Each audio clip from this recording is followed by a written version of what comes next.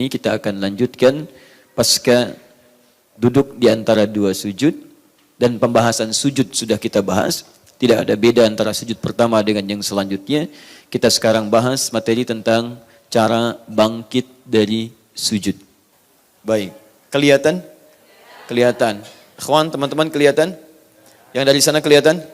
Insya Allah ya, karena ada layar dimaksudkan. Baik, kalau sudah dirasakan kelihatan seluruhnya, maka saya kira cukup di sini, tidak harus mengangkat dan memindahkan mejanya. Sepakat? Baik, sekarang dalam posisi sholat, Mas, menghadap ke sini dulu aja. Tahan ya, karena beliau tidak mungkin harus membuat posisi yang semuanya mesti akan kelihatan. Kalau digeser, ini terlihat, ini tidak terlihat. Geser ini terlihat, ini tidak terlihat. Ya? Nanti kita menyesuaikan saja. Nanti saya berikan penjelasan, di situ akan memudahkan. Sekarang berdiri, Mas. Tenang ya, insya Allah. Nah, ini udah nggak bisa digoyang. Bismillah. Kelihatan sekarang semua? Tapi pembahasan kita bukan berdiri, tapi bangkit dari sujud. Sekarang perhatikan baik-baik. Bismillah. Beliau kemudian sujud. Ya, sujud pertama. Sekarang kita slow motion, kita ringankan dulu, pelankan. Mohon izin berdiri lagi. Tahan. Taib, lihat baik-baik, fokus. Sekarang turun. Tahan. Up. Berarti telapak tangan dulu ya. Boleh? Boleh. Sudah kita pelajari ya. Baik, kalau pakai lutut dulu boleh? Boleh. Sekarang turun pakai lutut. Begini. Sah? Baik, telapak tangan boleh, lutut boleh. Yang tidak boleh pakai apa? Kepala duluan. Bisa dicontohkan? Bisa, silakan. Oh tidak. Alhamdulillah. Karena tidak boleh, berarti contohnya pun tidak mungkin dilakukan. Baik. Sekarang sujud. Dah, fokus baik-baik. 7 anggota masih ingat? Satu apa? Kening. Yang kedua? 2 telapak tangan, kemudian sikunya agak keluar seperti ini, sudah bagus. Kemudian selanjutnya 2 lutut, 5 selanjutnya jemari di 2 kaki. Posisi kakinya itu tertutup atau terbuka? Tertutup, baik, alhamdulillah. Kemudian bangkit. Duduknya iftirash, duduk di antara 2 sujud. Ini materi terakhir kita. Masih ingat ya? Pertemuan lalu. Sekarang sujud lagi, sujudnya tidak ada beda dengan sujud yang pertama. Baik ya, jadi sudah tidak perlu kita bahas lagi. Sekarang inilah inti bahasan kita. Dan pemirsa dimanapun Anda berada, kita akan mulai pada fokus bahasan kita. Tolong fokus baik-baik. Bangkit dari sujud yang kedua. Seperti apakah cara bangkitnya? Mari kita mulai pembahasannya. Baik, akhboy, mohon izin, silakan bangkit. Antum puasa? Oh baik ya. Jadi dalam bangkit itu tidak ada yang silent ya. Jadi ada bangkit yang jahar, ada bangkit yang silent. Bangkit itu pasti takbir Allahu Akbar itu kan? Baik, silakan. Ini agak silent. Bismillah. HP aja yang di silent, bangkit tidak usah. Tayyib, bismillah. Tahan. Slow motion. Sujud. Lihat baik-baik, bangkit. 1, 2, 3, bismillah. Tahan. 1, terus 2, terus 3. Jelas sampai sini? Baik, ada berapa gerakan tadi? 3 gerakan. Boleh turun lagi? Semoga Allah berikan pahala berlipat. Baik, sujud. Bismillah. Fokus baik-baik. Angkat 1. Tahan. Perhatikan baik-baik posisinya seperti ini. Duduk ya. Baik, saya belum benarkan atau tidak salahkan, tapi ini yang beliau kerjakan. Baik ya, kemudian yang kedua, ini, baik ya, ketiga, bangkit lagi, perhatikan, langsung bersedekap. Jelas? Baik, ada yang beda dengan akhway? Boleh angkat tangan? Tidak ada yang beda, sama semua. Baik, atau belum tahu semuanya? Baik, jangan khawatir, kalau saya minta ke depan, artinya ada peluang kebaikan yang bisa kita dapatkan. Benar nggak dapat hadiah, salah tidak berdosa, ya. Jangan khawatir. Silahkan duduk sebentar di sini. Ya, semoga Allah angkat penyakitnya insyaallah. Kelihatannya agak flu. Yang pertama, teman-teman sekalian, mari kita lihat dalam hadis riwayat Al-Bukhari nomor hadis 833, juga dalam hadis riwayat Abu Daud nomor hadis 844, juga At-Tirmidzi nomor hadis 827 dan beberapa turunan yang lainnya. kita lihat bahwa Nabi SAW pernah dikisahkan, disampaikan saat menunaikan salat, khususnya saat witir, idza qama, jika beliau berdiri minas sajdati tsaniyati, bangkit maksudnya dari sujud yang kedua, fajalasa, maka beliau duduk terlebih dahulu. Duduk seperti ini. Duduk. Jelas? Baik, jadi ketika beliau bangkit dari sujudnya, beliau kemudian tidak langsung berdiri tapi duduk terlebih dahulu. Paham sampai sini? Baik, posisi duduknya bagaimana kita belum tahu nanti. Wa'tamada 'alal ardi, kemudian beliau menopang ke tanah, ke bumi. Karena zaman Nabi kan belum ada keramik. Ya, belum ada karpet seperti sekarang. Jadi masjidnya pasti tanah keadaannya, kan? Baik, jadi menopang, bertelekan. Sekarang sebelum beliau bangkit, beliau menopang dulu, memberikan topangan. Ya. Dua, ini yang dipraktikkan oleh beliau. Kemudian yang ketiga, baru kemudian beliau bangkit seperti semula pada rakaat sebelumnya. Bangkit. Nanti kita lihat apakah Nabi mengangkat tangannya lagi atau langsung kemudian bersedekap. Paham sampai sini? Nah, sekarang kita bahas pelan-pelan. Artinya apa yang dilakukan oleh Mas Boy ini atau Akh Boy ini ada dalam petunjuk hadis-hadis Nabi SAW. Tapi yang penting kita pelajari sekarang bagaimana detil pembahasan masalah duduk, masalah bertopang dengan masalah kembali lagi ke atas. Karena nanti ada duduknya juga, ada yang tidak duduk. Bagaimana statusnya saat tidak duduk itu? Pertama, apakah duduk itu dipandang sunnah? Atau rukun, kewajiban dalam sholat, atau bukan wajib, maksudnya bukan rukun, bukan juga sunnah. Ya, sehingga konsekuensi hukumnya bisa berbeda untuk kita semuanya. Kalau itu sunnah misalnya, kapan kemudian itu menjadi sunnah? Apakah sunnah dalam setiap sholat, atau sunnah dalam keadaan tertentu? Kemudian adakah bacaan yang mengiringi duduk itu atau tidak? Pembahasan kedua saat bertelekan, menopang. Apakah menopangnya tangannya terbuka begini? Atau tangannya tertutup begini? Pernah melihat yang seperti ini? Turun lagi. Duduk dulu. Begitu mau menopang, ini tadi dia praktekkan begini. Pernah melihat yang terkepal begini? Misal, praktekkan kepal seperti ini. Kemudian bangkit. Pernah melihat yang seperti ini? Baik, yang ketiga. Turun lagi. Duduk. Dia tidak menopang begini, tidak mengepal begini, tapi di lutut seperti ini. Kemudian bangkit. Pernah melihat yang begini? Pernah. Bukan hanya pernah, jangan-jangan dari tiga ini Anda pelakunya. Ya kan? Baik. Dan ada yang keempat. Bangkit, sujud, bangun, tidak duduk, langsung berdiri. Tidak duduk dulu, langsung berdiri. Pernah ada yang begini? Baik ya. Di antara yang keempat ini, mana yang kemudian sesuai dengan petunjuk Nabi, seperti apa dibahas oleh para ulama, dan bagaimana kita menyesuaikan praktek sholat kita. Itulah pembahasan kita pada hari ini insyaAllah. Jelas? Baik, jadi kita baru akan memulai praktek intinya, dan kita akan bagi pada beberapa bagian. Siap insyaAllah kita belajar? Siap. Mas Boy mau di situ saja atau kembali dulu? Baik ya, silakan. Semoga Allah menerima segala amal ibadahnya dengan amal terbaik. Jazakallah khair. Saya boleh hapus dulu ini? Tayyib. Kemudian saya hapus ini pelan-pelan. Teman-teman sekalian, saat dari sujud kemudian bangkit, pertama tadi apa amalannya? Masih ingat? Fajalasa, beliau kemudian duduk. Satu, duduk.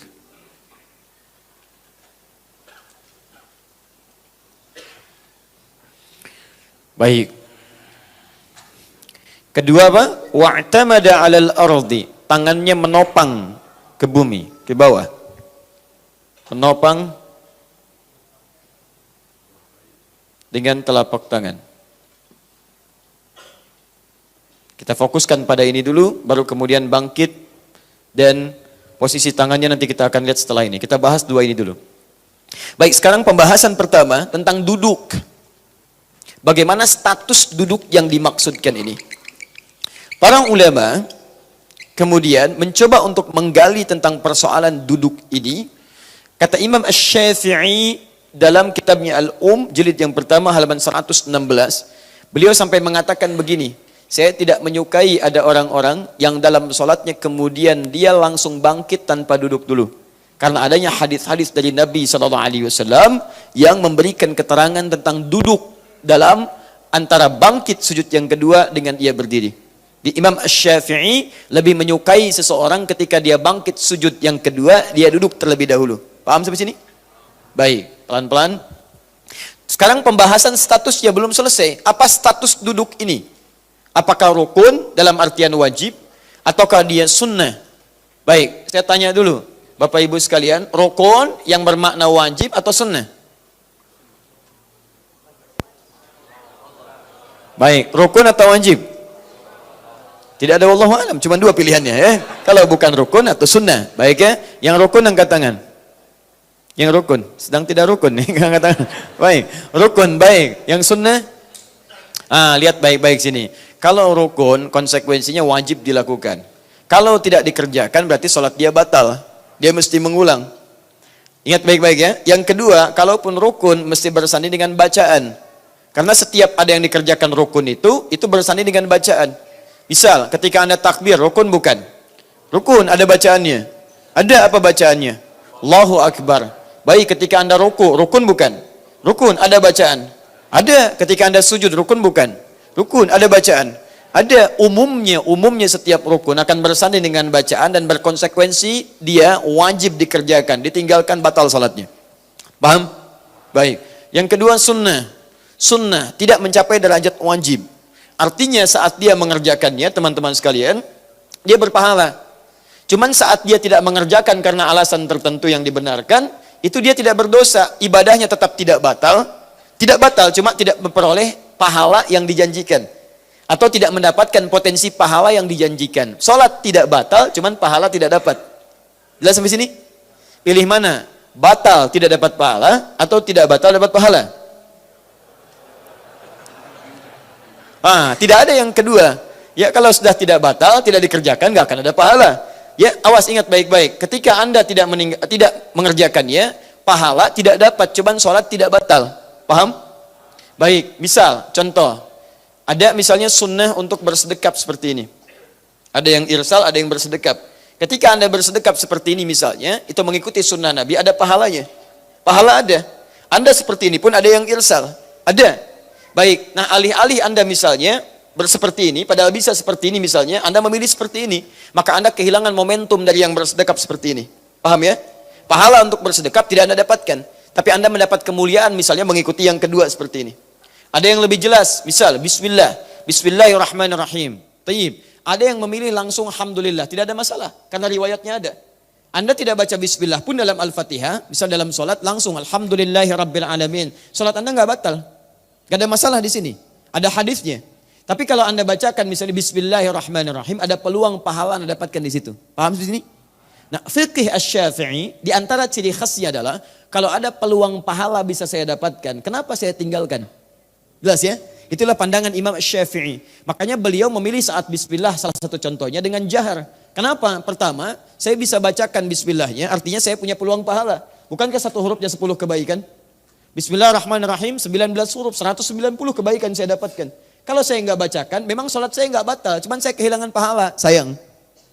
Baik, Imam Syafi'i kenapa tidak disirkan? Kata Imam Syafi'i, saya pilih jaharkan, sebab kalau saya jaharkan, yang lain dengar.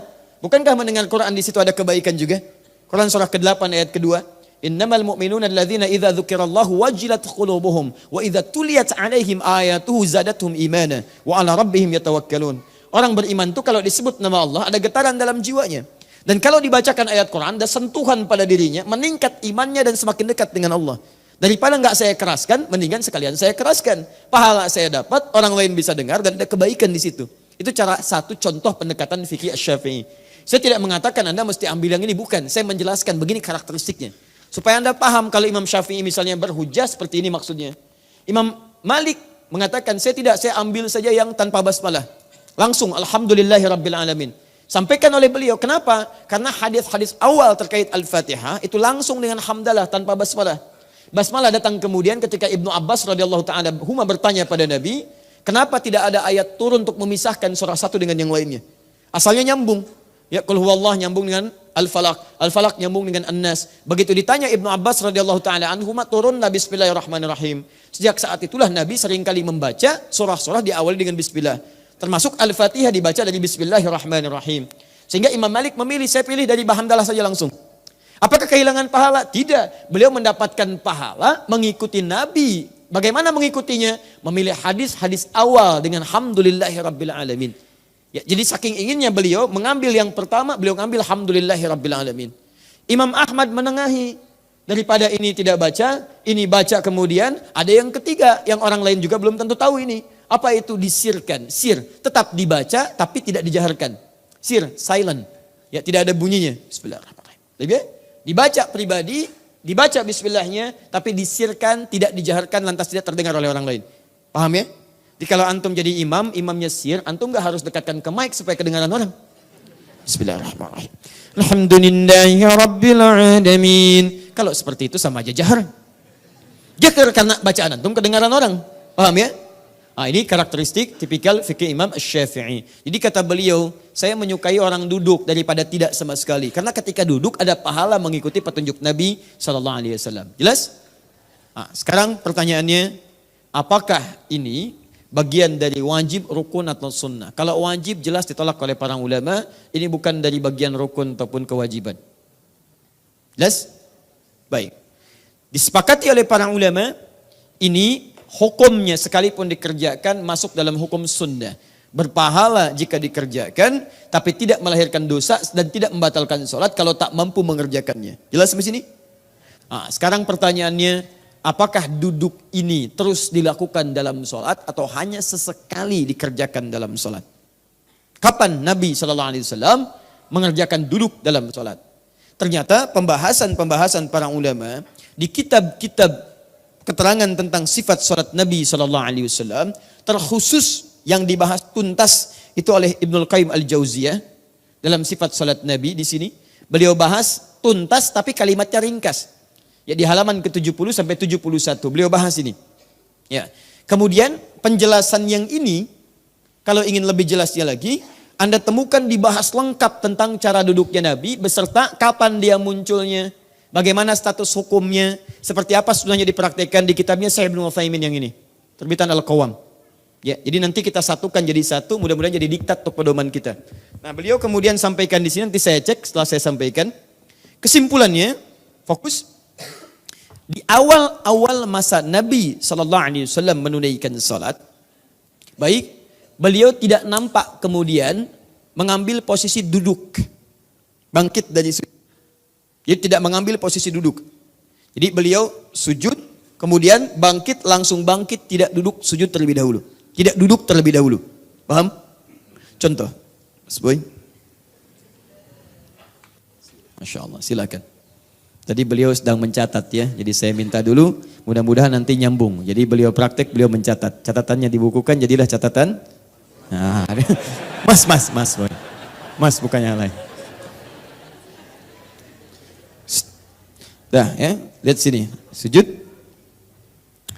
Sekarang pertama di awal-awal masa-masa kenabian sallallahu alaihi wasallam diperintahkan untuk salat, terdapat riwayat-riwayat bahwa Nabi sallallahu alaihi wasallam itu jarang ditemukan beliau duduk. Jadi begitu bangkit, silakan. Tidak duduk tapi langsung naik. Paham? Seperti ini. Jelas? Sesekali, ingat sesekali ditemukan Nabi SAW khususnya seringkali terlihat pada tahun ke-9 Hijrah. 9 Hijrah. Berapa usia Nabi? Mas Boy? Sedang sholat, tidak usah menjawab. Baik, Nabi diangkat jadi Rasul usia berapa? 40 tahun. Hijrah ke Madinah usia berapa? Nabi kan di Mekah 13 tahun, kan? Plus 13. Baik ya. Usia berapa tahun? 53 tahun. Tambah 9? 62 tahun. Nabi wafat usia berapa tahun? Kurang lebih 63 tahun ke 10 Hijrah. Berarti setahun sebelum wafat. Pertanyaan saya, usia Nabi sudah sepuh atau belum? Sudah sepuh. Baik, salatnya berdiri atau duduk? Jangan mengarang. Jangan mengarang. Kalau tidak tahu katakan apa? Wallahu a'lam. Baik, setahun sebelum Nabi wafat, kebanyakan Nabi SAW menunaikan salat, itu sering sekali beliau duduk. Bahkan salat malamnya sering duduk. Karena ayat yang dibaca panjang, tidak punya kemampuan terlampau lama beliau untuk berdiri. Saking inginnya tahajud, tapi sulit menyeimbangkan antara fisik dengan bacaan yang panjang itu. Kan sering saya katakan, Nabi kadang seringkali satu rakaatnya 5 juz 4 halaman. Baiknya, panjang berdiri, tidak punya kemampuan seperti biasa awalnya, maka beliau seringkali duduk. Artinya, fisiknya sudah mulai ada penurunan. Sudah mulai ada penurunan. Sebelum ini kadang duduk, tapi dalam keadaan-keadaan tertentu. Tidak setiap kali beliau bangkit kemudian beliau duduk. Artinya duduk yang dimaksudkan, silakan sujud, kemudian bangkit, duduk dulu. Duduk semacam ini, untuk kemudian bangkit lagi, dilihat oleh para ulama hadis, posisi Nabi SAW saat duduk ini terlihat tidak sepenuhnya rutin dalam setiap sholat. Sesekali beliau kemudian duduk. Dianalisislah kemudian kapan sesekali itu yang seringnya terjadi kemudian di akhir tahun sebelum wafatnya Nabi, khususnya tahun ke-9 Hijrah. Diamati, ternyata Nabi bangkit itu dalam kondisi-kondisi ingin mengambil tenaga kembali, rehat sejenak dalam artian mengumpulkan tenaga supaya bisa bangkit kembali. Dalam bahasa Arab, duduk untuk sejenak misalnya, sejenak rehat untuk mengambil kekuatan, untuk bangkit kembali, atau melakukan aktivitas lagi, itu disebut istirahat. Rahah itu istirahat, ista itu minta supaya sejenak bisa mengambil kekuatan kembali. Ada rehat, ada istirahat.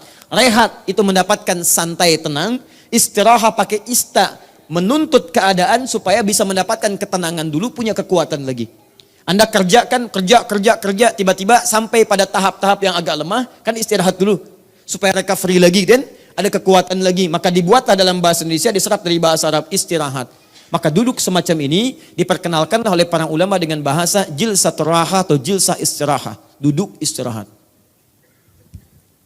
Kalimat istirahat inilah kemudian yang dipahami oleh para ulama, baik ahli hadis dengan ahli fiqih, dengan dua pendapat utama. Satu, ada yang berpendapat bahwa kesunahan ini berlaku sesuai dengan kondisi. Artinya kalau kondisi Anda memang menuntut untuk bisa rehat sejenak pada saat itu, tidak langsung bangkit. Misal, kalau bangkit dari sujud Anda terlampau misalnya, gerakan cepat terlalu capek. Atau kondisinya misalnya menyulitkan. Dari mulai sujud tiba-tiba langsung bangkit, menyulitkan bagi Anda. Maka berlaku kesunahan ini, sunnah hukumnya dan berpahala ketika Anda duduk. Paham? Tapi kondisi sebaliknya, jika memang memungkinkan Anda dari sujud langsung bangkit, tidak harus duduk, maka yang dimaksud sunnahnya adalah bangkit, tidak harus duduk di sini. Ini kata pendapat yang pertama, paham? Saya ingat saya sedang merangkum dua kitab ini, nanti rujukannya Anda kembalikan ke sini. Ingat, kalau saya sedang bahas sesuatu secara menyeluruh, Anda simpan dulu kebiasaan Anda, supaya nanti kita bahas ini, setelah itu kita keluarkan kebiasaan Anda sesuai dengan argumentasi dalilnya. Paham? Baik. Dua, ada pendapat kedua mengatakan, sepanjang Nabi mempraktekkan untuk duduk itu, jangan dilihat antara butuh tidaknya. Yang penting duduk itu dikerjakan oleh Nabi. Artinya posisi duduk itu, mau dalam keadaan kita perlu untuk duduk dulu, atau kita merasa kuat dalam bersemangat, tidak ada masalah. Karena Nabi pernah praktekkan keadaan duduk itu. Dan Nabi pernah tunjukkan pada satu kaum di tahun 9 Hijrah, kata Nabi memberikan contoh pada mereka, lakukan seperti ini, duduk dulu. Dan tidak semua orang yang hadir pada saat itu memiliki fisik kondisi seperti Nabi. Artinya dia butuh istirahat, ada yang semangat, ada yang kuat. Ini menunjukkan kata pendapat yang kedua, tidak ada masalah. Duduk itu sangat dianjurkan, sunnah di situ, baik dalam keadaan Anda misal sedang butuh tenaga, atau bahkan sedang kuat semangat, maka dianjurkan duduk terlebih dahulu sebagai contoh dari Nabi SAW. Paham seperti ini? Baik, kira-kira pendapat 1 dan 2 mana yang benar? Yang cenderung 1 angkat tangan. Cenderung 2 angkat tangan. Alhamdulillah. Yang dua-duanya? Masya Allah. Yang benar adalah dua-duanya. Yang salah? Yang tidak sholat. Ya, sepakat ya? Jadi 1 atau 2 ini hanya pendekatan cara memahami saja. Yang pertama mengatakan, oh iya, ini boleh duduk nih. Cuman Nabi itu kan duduk pada saat beliau merasa fisiknya kurang maksimal untuk bisa langsung bangun. Karena itu sunnahnya berlaku pada saat itu. Kalau tidak, nggak usah dikerjakan.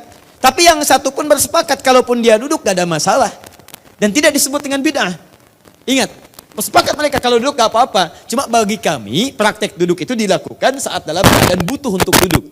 Tapi kalau Anda mau duduk, silahkan saja gak ada masalah. Paham? Yang kedua memahami, kalau saya agak berbeda. Kalau saya, sepanjang Nabi pernah kerjakan, artinya boleh dilakukan. Boleh dikerjakan. Karena Nabi pernah lakukan itu. Dan Nabi tidak mengingkari ketika ada sahabat yang sholat kemudian duduk dulu. Artinya itu boleh dilakukan dan ada pahala saat melakukannya. Paham? Baik. Imam Asy-Syafi'i berpendapat daripada tidak dikerjakan sama sekali, saya lebih baik kerjakan. Karena saat dikerjakan ada pahala diberikan. Kalau tidak, sama sekali. Paham? Alhamdulillah. Jelas ya?